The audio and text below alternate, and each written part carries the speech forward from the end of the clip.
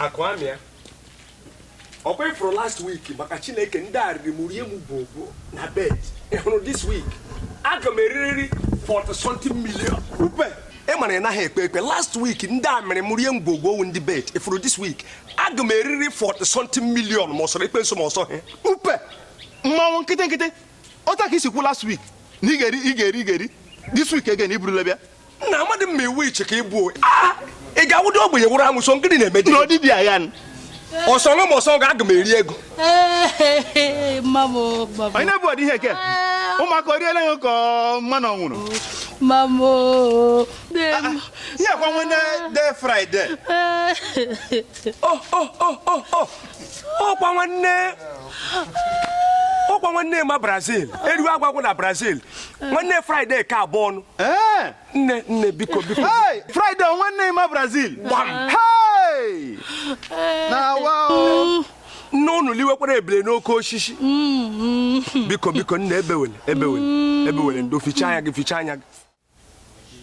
Nna ya mana emadu onye we ma Brazil. Nwanne agwa ngị na emadu onye we ma Brazil. Ihe hụrụ nwata nwaanyị a na-ebe akwa.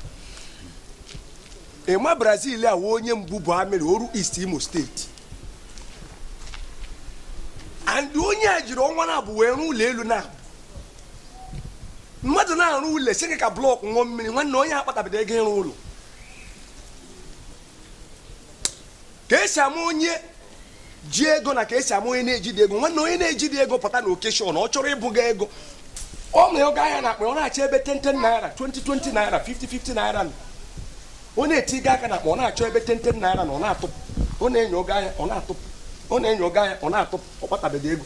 Mana ịnweta ndị otu ịgba Brazil ha ndị ji ego nwanne ọwụ obupụta ya na paso ọ dọkapụta ọ na-agị ma ọwụ o buru ya na ahụ ọ dị na bọndụ na-atụ ya atụ. Ngwa chere nini ka ngwazi na ngị na ịma Brazil a na ama m onye ọfụma ịma ịkpụrụ ịma Brazil mụọ na-akpọ ya ịma Amiri ịma Brazil wụ Brazil Amiri wụ Amiri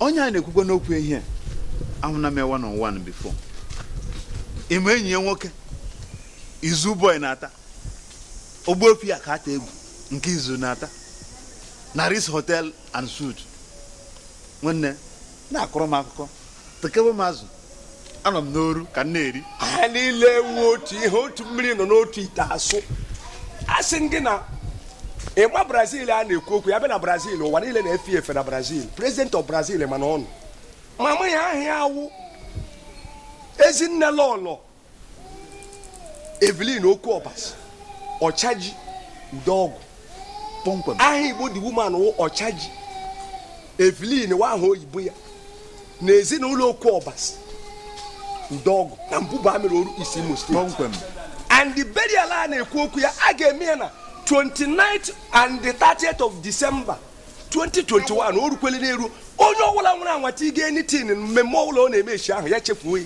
maka itiga ha n'ihe ọbụla echi ahụ amadị mma ọwụ oke ma ọwụ mgbe abịara gị ya bụ orukwele eru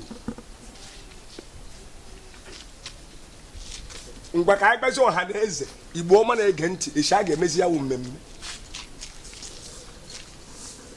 ya wụrụ na o ruo na 29th and the 30th of December this 2021 ọ bụrụ na ị na-abịa burial Nnema Brazil ishi Lagos ishi ala Ọnịcha ịgba ha na Ọnịcha Owerri road ogologo rute ha na Amiri junction baga by the left hand side gbaa ya ogologo pụta na ori Amiri ya gbakwa left gba ogologo onye ọbụla ị jụrụ esi ịma Brazil eriwe Aguagu na Brazil nwanne ọnọdụ na ọchịchọ biya dịchiri ụzọ ọwụ anụ ọkụkọ gụrụ onwe ya ọnụ ndị ọzọkwa n'ebe ahụ live Abrakataba na Chief Akamia anyị gụnyekwere dachi na-eche nnu mgbe ahụ ụmụnna that is how we rule.